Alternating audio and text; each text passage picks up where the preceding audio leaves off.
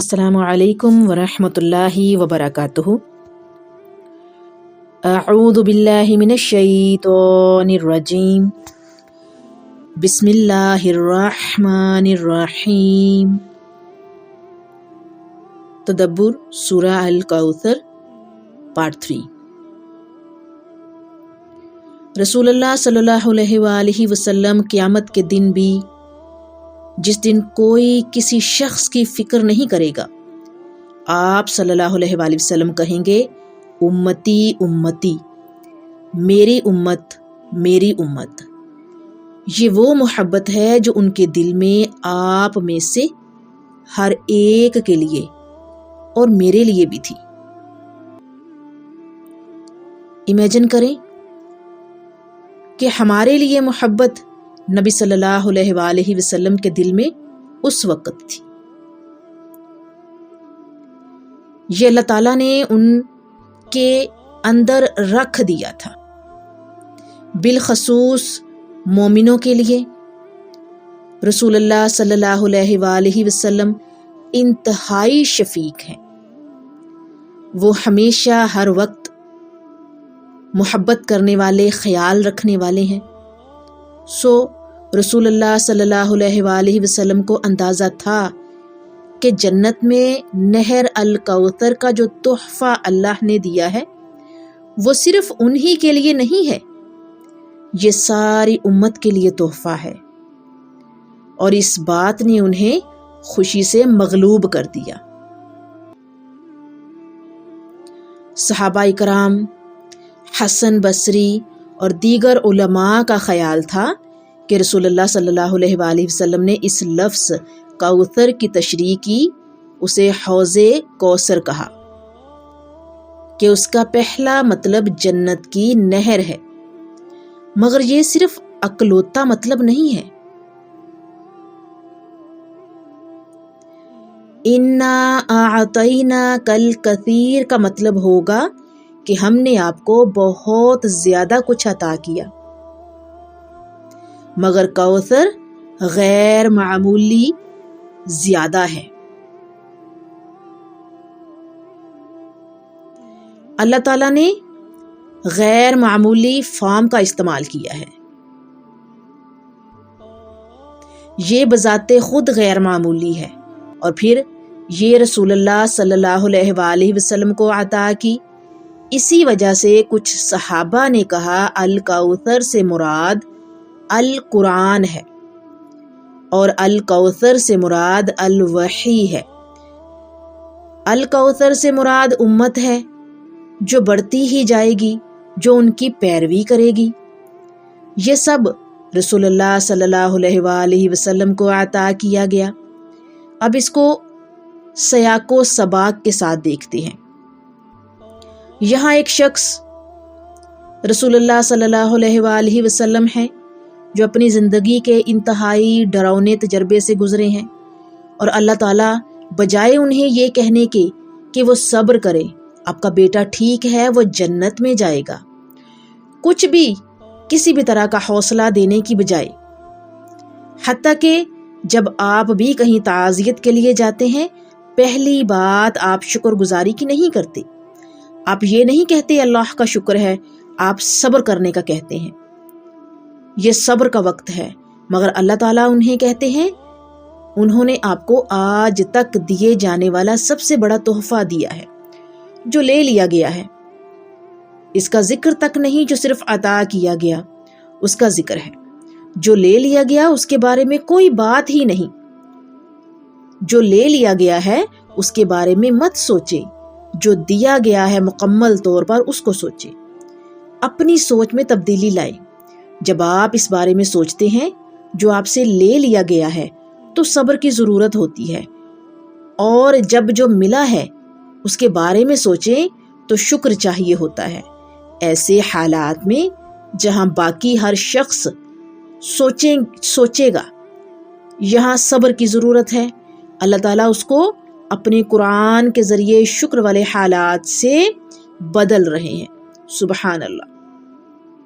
فَصَلِّ لِرَبِّكَ، اپنے رب کے سامنے نماز پڑھے۔ نارملی نماز لام کے ساتھ نہیں آتی، یہاں لام تعلیل ہے، جس کا مطلب ہے اپنے رب کے لیے پڑھے۔ رب جس نے آپ کا خیال رکھا وہ ابھی بھی آپ کی پرواہ کرتا ہے، اور اس تکلیف کے موقع پر جب زیادہ تر لوگ یہ کہنے لگ جاتے ہیں کہ اللہ نے میرے ساتھ ایسا کیوں کیا، تو اللہ تعالیٰ نے ان کی اس بات کے جواب میں یہ فضل اللہ نہیں کہا۔ فضل اللہ اللہ سے مانگے۔ اللہ نے کہا لی ربی کا، تمہارا رب، وہ جس نے تمہیں چھوڑا نہیں۔ ہر دفعہ اللہ تعالیٰ جب رسول اللہ صلی اللہ علیہ وآلہ وسلم کو تسلی دیتے ہیں، قرآن میں ربی کا استعمال کرتے ہیں، جیسے ما ودعک ربک وما قلا۔ یہاں ہم کیا سیکھ رہے ہیں؟ اللہ نے آپ کو جو عطا کیا ہے اس کے لیے شکر ادا کرنے کا طریقہ کیا ہے؟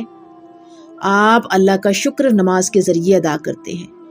آپ نماز کو ایک فرض کے طور پر دیکھتے ہیں، 5 وقتہ تکلیف دہ شیڈول،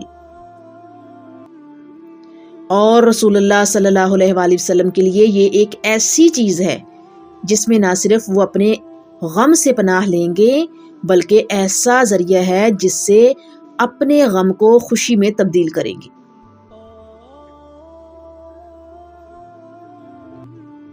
اللہ کے شکر کا نماز سے بہتر کوئی طریقہ ہے ہی نہیں۔ پھر فرمایا وَانْحَرْ، اس کا ترجمہ قربانی کا کیا جاتا ہے، مگر عربی میں وضع بھی قربانی ہوتا ہے، ذبح سے مراد بھی قربانی ہوتا ہے۔ سو نحر کیا ہے؟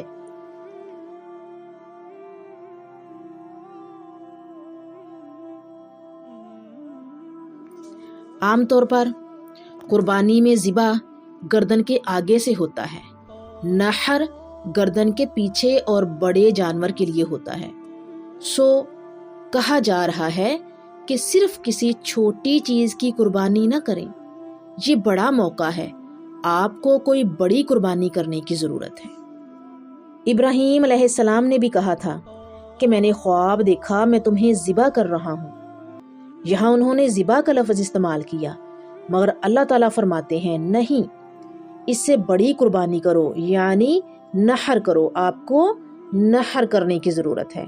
اس آیت میں قابل ذکر بات یہ ہے کہ اللہ تعالیٰ اس میں رسول اللہ صلی اللہ علیہ وآلہ وسلم اور حضرت ابراہیم علیہ السلام کی میراث میں موازنہ کر رہے ہیں۔ نماز اور قربانی کا مکمل ادارہ حضرت ابراہیم علیہ السلام کی میراث ہے۔ مثال کے طور پر حضرت ابراہیم علیہ السلام فرماتے ہیں مجھے نماز قائم کرنے والا بنا دے اور میری اولاد کو بھی، اور یہ حضرت ابراہیم علیہ السلام کے الفاظ ہیں، اور جب وہ اولاد کے بارے میں بھی سوچتے ہیں تو وہ اس اولاد کو بھی شامل کرتے ہیں جسے قربان کرنے کے لیے وہ راضی تھے۔ اور یہی وجہ ہے کہ حج کے دنوں میں لوگ زیادہ نماز پڑھتے ہیں اور قربانی کرتے ہیں۔ یہ موقع نماز سے شروع ہوتا ہے اور پھر نحر کرتے ہیں، حضرت ابراہیم علیہ السلام کی میراث کو پورا کرتے ہیں۔ اس ایک آیت میں اللہ تعالیٰ رسول اللہ صلی اللہ علیہ وآلہ وسلم کو یاد دلا رہے ہیں کہ آپ کی میراث وہی ہے جو حضرت ابراہیم علیہ السلام کی میراث تھی۔ حضرت ابراہیم علیہ السلام کو اپنے بیٹے کو ذبح کرنے کا حکم دیا گیا تھا، آپ سے تو بہت کم مانگا گیا ہے اس کی نسبت، اور آپ حضرت ابراہیم علیہ السلام کی میراث پر ہیں جن کے لیے چیزیں آسان کر دی گئی تھی، مشکل ترین چیزیں آسان کر دی گئی تھی۔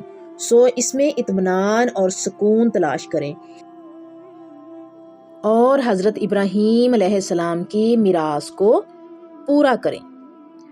شانی آقا، بغض، عداوت کے ساتھ جب آپ کسی کے دشمن ہیں اور ان سے شدید نفرت کرتے ہیں۔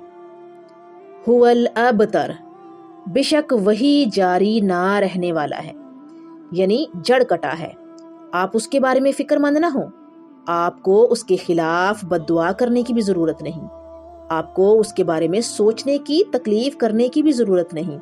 اپنے دماغ اور دل کو ان کو سوچنے میں استعمال نہ کریں جنہوں نے آپ کو تکلیف دی ہے، جانے دیں ان باتوں کو، وہ اس قابل نہیں، آپ کو اس کے ساتھ ڈیل کرنے کی ضرورت نہیں۔ آپ کو صرف اللہ کے لیے کرنا ہے۔ فصلی لربک، آپ اپنا کام کرتے رہیں، آپ کو اس کے خلاف بد دعا کرنے کی بھی ضرورت نہیں، آپ کو اس کے بارے میں سوچنے کی بھی تکلیف کرنے کی ضرورت نہیں۔ اپنے دماغ اور دل کو ان کو سوچنے میں استعمال نہ کریں جنہوں نے آپ کو تکلیف دی ہے، جانے دیں ان باتوں کو، باقی سب اللہ تعالیٰ دیکھ لیں گے۔ انہیں اللہ سے یہ بھی نہیں کہنا پڑا مجھے اس شخص سے رہائی، چھٹکارا دے، اللہ تعالیٰ نے اس بات کو اپنے ذمے لے لیا۔ یہ حقیقت ہے، حتیٰ کہ ایک اور پوری صورت اس کے بارے میں نازل ہوئی ہے۔ تبت یدا ابی لہب وتب، سورۃ لہب جسے سورۃ مسد بھی کہتے ہیں، نازل ہوئی اس بارے میں۔ حالانکہ یہ آیت بھی کافی ہوتی ہے ابو لہب کے لیے، مگر نہیں، اس کے ساتھ ایک اور صورت بھی نازل ہوئی، اور وہ بھی اس لیے نہیں کہ ہمارے پیغمبر صلی اللہ علیہ وآلہ وسلم نے مانگا۔ رسول اللہ صلی اللہ علیہ وآلہ وسلم نے لوگوں کی تباہی نہیں مانگی اور نہ ہی بدلہ، وہ تو رحمت للعالمین تھے، مگر اللہ تعالیٰ نے پھر بھی اس کا بندوبست کر لیا۔ ہم یہاں اس سے جو سیکھ رہے ہیں وہ یہ ہے کہ ہمیں کیسا رویہ اپنانا ہے۔ ہم میں ہر کسی کی زندگی میں سٹریس ہوتا ہے، ہم میں سے ہر کسی کی مشکلات ہوتی ہیں، اور یہ وہ موقع ہیں جب ہمیں اس صورت کی تلاوت کرنی ہے اور دماغ کا استعمال کرنا ہے کہ ہمیں کیا قطعی اچھائی ملی ہوئی ہے۔ وہ جو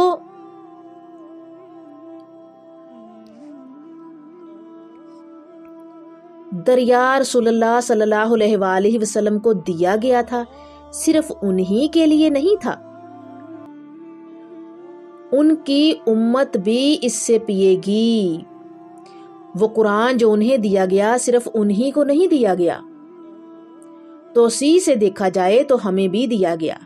وہ مقام محمود جو انہیں اور صرف انہی کو دیا گیا، وہ اس کو کس کے فائدے کے لیے استعمال کریں گے؟ اپنی امت کے لیے، یعنی ہمارے فائدے کے لیے، ہمارے مفاد کے لیے استعمال کریں گے۔ آپ جب اس سورت کی تلاوت کرتے ہیں، آپ کو یاد کروایا جا رہا ہے تمام نعمتیں جو رسول اللہ صلی اللہ علیہ وآلہ وسلم کو عطا کی گئیں، آپ کو بھی دی گئی ہیں، اور وہ نعمتیں جن کے لیے ہم کبھی پے نہیں کر سکتے۔ ہم خوشی سے مغلوب ہو جائیں گے، ہمارا غم کم ہونا شروع ہو جائے گا، حتیٰ کہ مٹ جائے گا، ہماری پریشانی مسکراہٹ سے بدل جائے گی۔ اللہ تعالیٰ ہر مسلمان کے دل اور چہرے پر مسکراہٹ لائے۔ آمین ثم آمین۔ جزاک اللہ خیرہ۔